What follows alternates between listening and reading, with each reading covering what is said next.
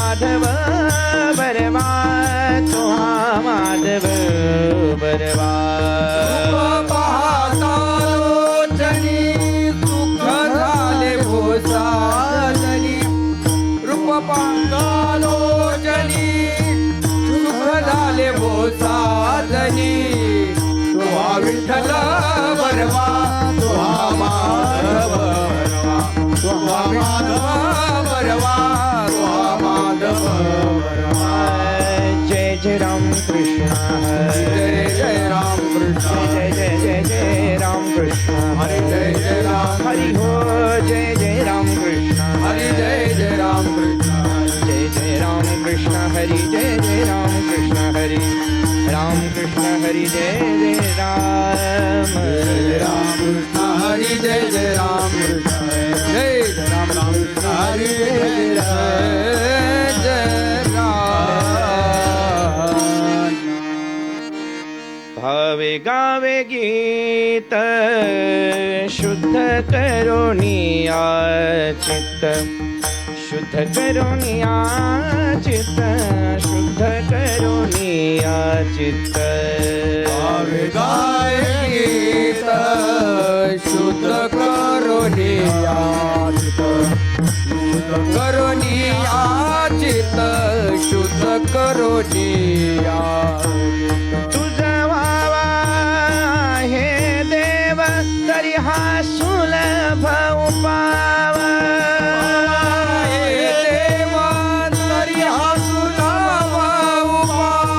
तुझ व्हावा हे देव तरी हा सुलभ उपाव तरी हा सुलभ उपाव तरी हा सुलभ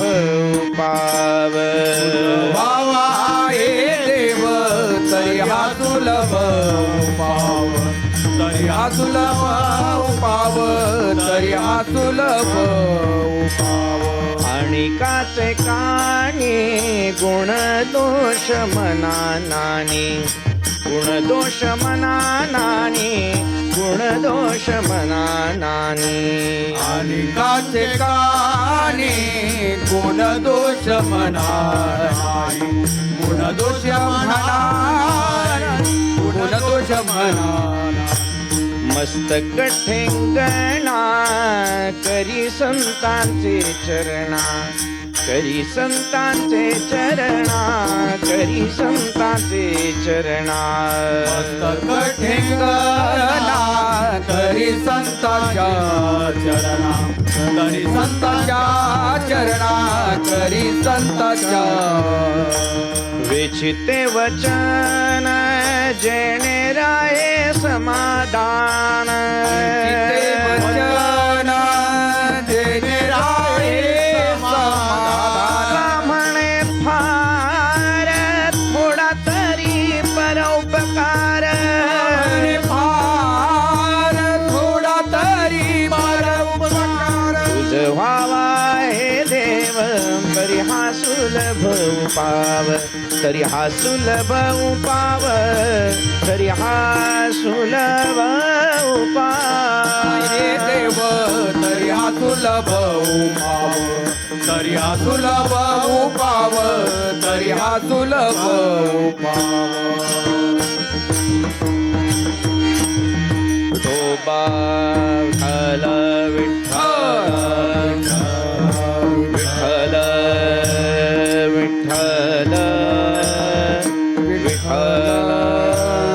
विठ्ठल विठ्ठल विठ्ठल विठ्ठल विठ्ठल टाळी वाजवा टाळी वाजवा विठ्ठल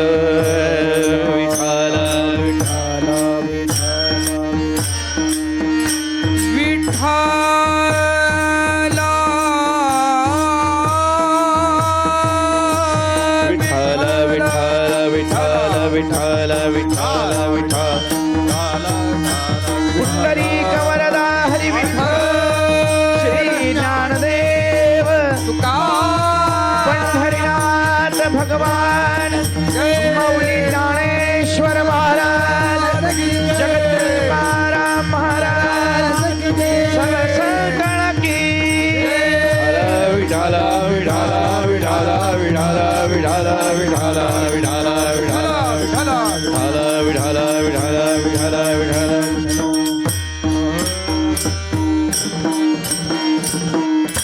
भावे गावे गीत शुद्ध करुणिया चित्त तुझ व्हावा आहे देव तरी हा सुलभ उपाव. संप्राप्त कीर्तनरूपी सेवेसाठी निवडलेला अभंग जगदवंदनीय जगद्गुरु संत श्रेष्ठ तुकोबारा यांचा 6 चरणांचा सर्वांच्या पाठातील सर्वांच्या परिचयाचा अत्यंत महत्त्वाचा अत्यंत प्रासादिक असा अभंग असून या अभंगाद्वारे भगवंताच्या प्राप्तीसाठी नेमके काय केलं पाहिजे, देवाची प्राप्ती होण्यासाठी नेमके काय उपाय केले पाहिजेत आणि असे सोपे सोपे सुलभ सुलभ असे 5 उपाय या एका अभंगामधून जगद्गुरु तुकोबारा तुम्हा आम्हा सर्वांना भगवंताच्या प्राप्तीसाठी सांगतात. विठ्ठल विठ्ठल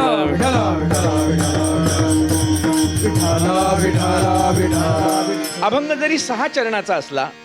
तरी अभंगाचा मतितार्थ मात्र सर्वांना परिचित आणि सोप्या भाषेमध्ये आहे. पहिल्या चरणामध्ये तुकोबाराय म्हणाले की आपल्याला जर देव हवा आहे ना, सगळ्यांना देव पाहिजे, देव मानणाऱ्याला देव पाहिजे, याच्यामध्ये नवल नाही. पण जे देवाला मानत नाहीत त्यांना सुद्धा देव पाहिजेच आहे. कारण काय, जो माणूस देवाला मानत नाही असा जरी आम्ही एखादा माणूस पाहिला, खरंच पाहायला गेलं तर देवाला मानणं आणि न मानणं हे तुमच्या आणि माझ्या मान्य आणि न मान्यानं काही देवाला फरक पडत नाही. म्हणजे देव मानणारे सुद्धा पुष्कळ आहेत आणि देव न मानणारे देखील काही आहेत. काही मंडळी देवाला नाही मानत, मान्य आहे. परंतु आमच्या वारकरी परंपरेनं आमच्या संतांनी देवाची जी केलेली व्याख्या आहे त्या व्याख्येवरचा जर आपण समष्टी विचार केला तर आपल्या असं लक्षात येतं एकही माणूस नाही, एक प्राणी मात्र सुद्धा देवाला मानू शकत नाही असं होऊ शकत नाही. प्राण्यांना सुद्धा आणि माणसांना सुद्धा देव जरी पाहिजे नसला तरी देवाचं पर्यायी जे वाचक शब्द आहे किंवा देव ज्याला म्हटलं जातं ते पर्यायी अवस्था मात्र सगळ्यांनाच पाहिजे आहे. प्रस्तावनेमध्ये मी एवढं सांगेन, देव न मानणारे लोक आम्हाला पुष्कळ पाहायला मिळतील, पण सुख न मानणारी माणसं आम्हाला एकही शोधून सापडला मिळणार नाही. आनंद नको असं म्हणणारा एकही माणूस आम्हाला शोधून सापडणार नाही. अहो माणूस सोडा, ज्याला कसलीच बुद्धी नाही असा एखादा निर्बुद्ध प्राणी जरी आम्ही घेतला, आपण ग्रामीण भागामध्ये जर पाहिलं तर म्हैस म्हटलं की सगळ्यामध्ये निर्बुद्ध प्राणी आपल्याला लक्षात येतं. परंतु त्या म्हशीला सुद्धा पाण्यामध्ये गेल्यानंतर सुख वाटतं आणि वरून आपण तिच्यावरती किती जरी धोपाटे घातले तरी ती म्हैस पाण्याच्या बाहेर निघत नाही. याचा अर्थ काय, याचा अर्थ म्हशीला सुद्धा सुख पाहिजे, सगळ्यांना सुख पाहिजे. पण सुख नेमकं म्हणतात कशाला याचा जर विचार केला तर व्याकरण दृष्ट्या सुखाचा एक अतिशय सोपा सरळ शब्दार्थ असा आहे, ख हा धातू आहे आणि ख या धातूला उपसर्ग सु लागला म्हणून त्याला सुख म्हणावं. आमच्याकडे सर्व भौतिक सुख सुविधा सगळं काही उपलब्ध आहे, परंतु